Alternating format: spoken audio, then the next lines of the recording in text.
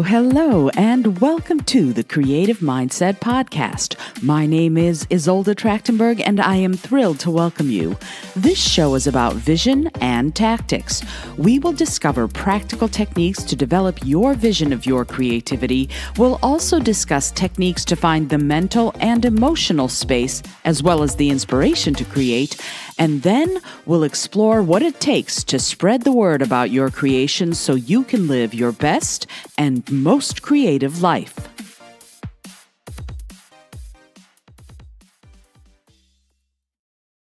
Hello, and welcome to the Creative Mindset Podcast. My name is Isolde Trachtenberg, and I'm thrilled that you are here. I'm thinking a lot right now about how to spread the word about your work. To me, that's become a really important aspect about any kind of entrepreneurship.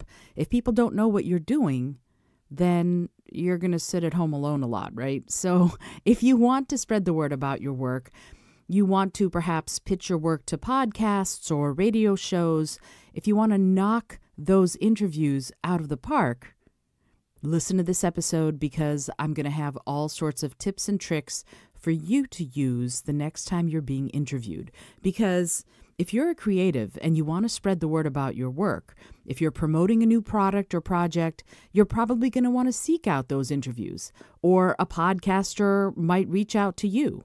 So if you want to sound your very best, here are 16 simple steps to knock your next podcast or radio interview out of the park.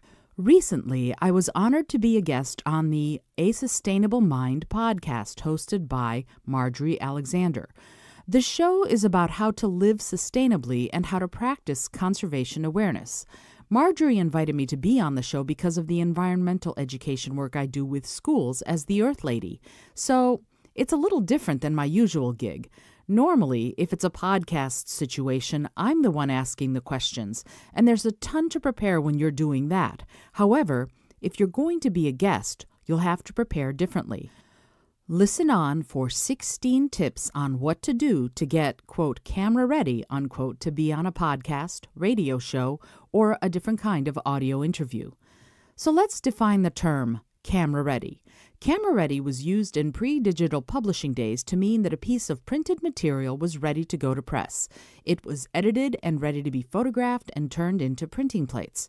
Here, it's about what you need to do to get yourself camera ready. What do you have to do to prepare to be interviewed for a radio show, podcast, or other audio medium? Many of us are terrified at the thought of being recorded. We think we'll freeze. We think we or our voices will sound stupid. We think the earth will open up and swallow us whole. None of these are true. So let's go through it one step at a time so you ace your next on-air appearance. Number 1, know your stuff. Do your research before you give an interview. Know your concepts before you open your mouth. Additionally, ask to see the list of questions. You don't want to memorize your answers or sound pre-rehearsed, but you do want to be sure there are no surprises that leave you stunned into silence. Number 2, check your sources. Once you've done the research, make sure you note your sources. For example, to refer to certain books and websites on A Sustainable Mind, I had all the citations in an open document on my monitor. Consider having a piece of paper on hand with the sources and their citations that you're going to mention. Better yet, put it on screen on your laptop. That way you can look at it without making noise if you need to shuffle paper. Number 3, practice your elevator pitch. The person on the other end of the line might want you to give them a 1 or 2 second description of your story. What's it all about? Answer in benefits. Here's what I mean. When you're talking about your product or project, refrain from saying what it is or what it does. Concentrate instead on communicating what it will do for the people who'll use it.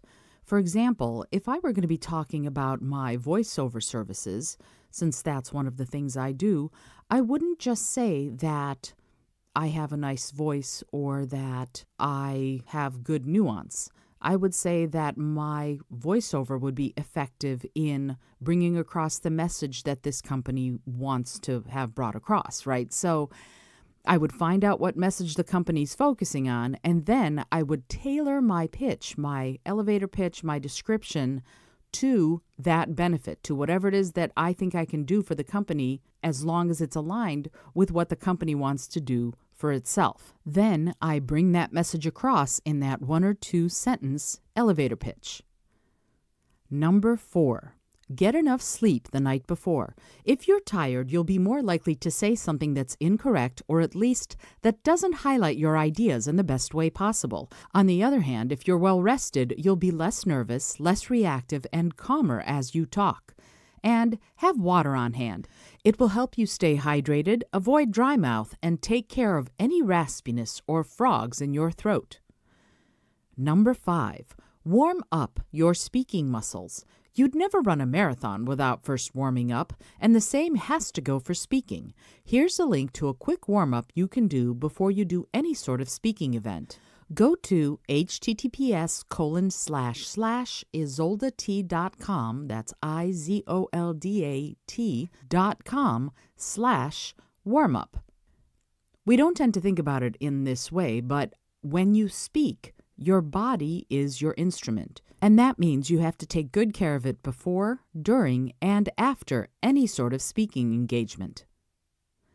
Number 6 ties in beautifully with number 5.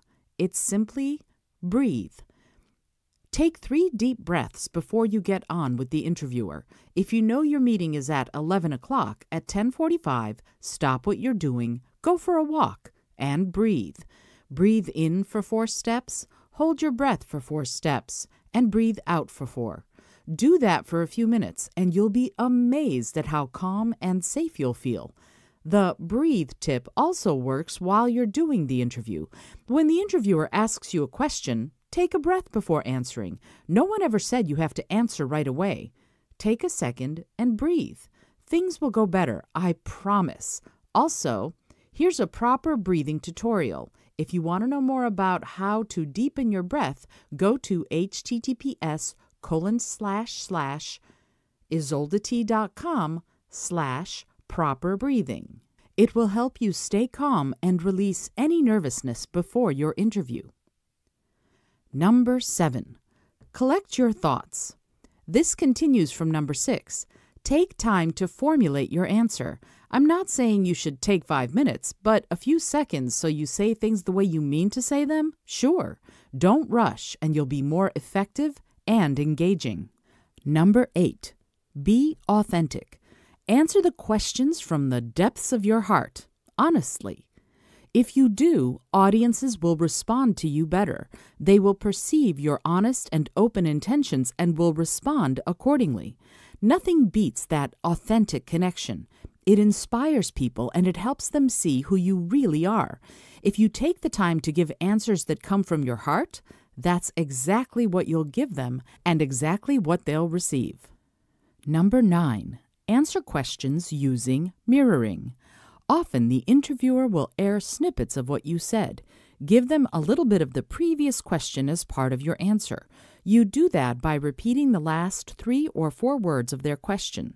Let's say they ask, "So tell me, what's it all about?" You might answer, "It's all about." It gives a more complete answer and they'll be able to edit your words better. This is particularly important in podcasts. Often, editors will use sort of pull quotes of what you said as part of the show's promo. If you have complete sound bites for them, they'll have an easier time and more of your ideas will get highlighted.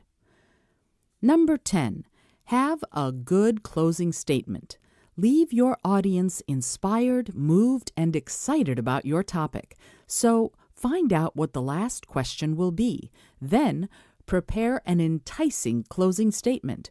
Your closing statement might be the end of the interview, but it's just the beginning of your relationship with the show's listeners and your brand new fans. Leave them curious, excited, and engaged, and they'll want to find out more about you.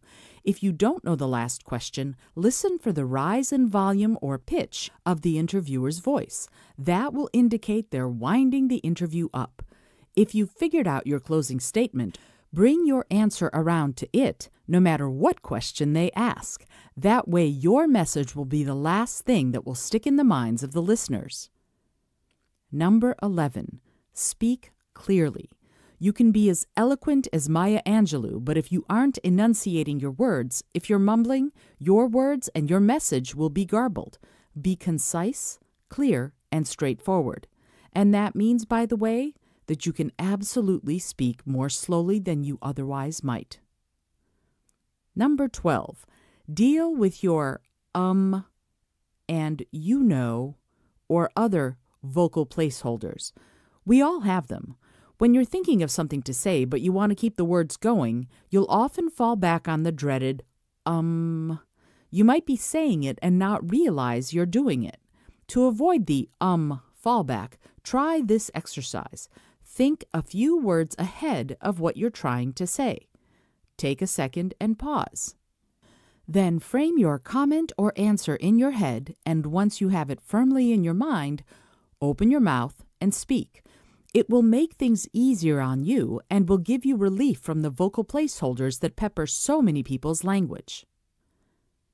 Number 13. Don't be afraid to pause. The pause has power.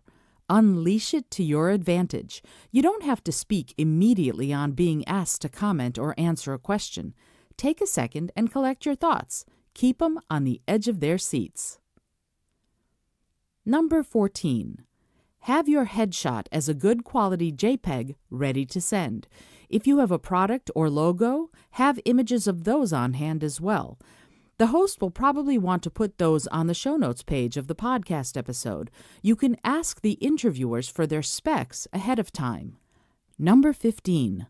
Give them what they need and want with a smile. The more you give them what they need, how they need it, the more often they'll want to work with you. And that's the best, isn't it? Giving one interview for one product or project doesn't get you far unless you're going to be on a show like the Tim Ferriss podcast. You'll want the opportunity to work with these people often. So the easier you are to work with, the more often they'll want to have you back. Number 16. Be prepared, be engaging, and be easy to work with. If you are, they're going to want you back again. Remember, too, to ask for referrals. The host might have other media they can recommend you to. For example, a podcast might also have a blogging arm, or they might have other shows they can recommend you contact. And if you have a referral from one host, you have a greater chance of getting booked on the next one. With these ideas, you'll be able to spread your story and your message far and wide. Before I leave you, I want to remind you of one thing. Many of us dread hearing ourselves recorded. We think we sound weird or strange or just bad. Often what we fear is that pinched quality of sound. First, your voice doesn't sound pinched to the outside world. Mostly, you have to remember that you aren't able to hear yourself from outside your own head, so you're always listening to yourself from inside your head. That is always going to change how you're able to judge what you sound like, even if you're listening to yourself through a speaker. Plus, unless you have a $30,000 microphone, you aren't getting a fair representation of what your voice sounds like. So please, don't worry about it. Instead, concentrate on staying relaxed. That will keep your voice sounding full and resonant, and you'll be better able to get your message out to all of your new fans. And isn't that the best, when you actually get to connect with the people who most want to know what it is you're doing? If you take these tips and tricks and apply them to your next interview, you're going to do great. It's going to be a wonderful experience both for you and for the interviewer, and that will mean that you're going to set foot on a wonderful path of getting your message out there. And that, to me, is simply the best. I hope you've enjoyed today's episode. My name is Isolde Trachtenberg. I do want to encourage you, if you have thoughts about this show and would like to let me know what those thoughts are, I'd love it if you'd get in touch and comment. And also, if you want, I would love if you would give a review of the show. Let me know what you think of the job I've been doing. I know the show's changed a little bit here and there over the last couple of years. It's gone through some, I will say, evolutionary processes, because as I hone my mission and my vision, I want to bring you the very best I can to follow that. Until next time, I send you all of my love. Thanks so much for joining me today. I really appreciate you being here. Please subscribe to the podcast if you're new, and please tell your friends about the community we're building here. Today's episode was produced by Isolde Trachtenberg and is copyright Isolde Trachtenberg 2019. Today's music was from Kevin MacLeod, Laser Groove, and Ave Marimba, brought to you by Creative Commons License 3.0. As always, please remember this is for educational and entertainment purposes only. Past performance does not guarantee future results, although we can always hope. Until next time, I send you all of my love.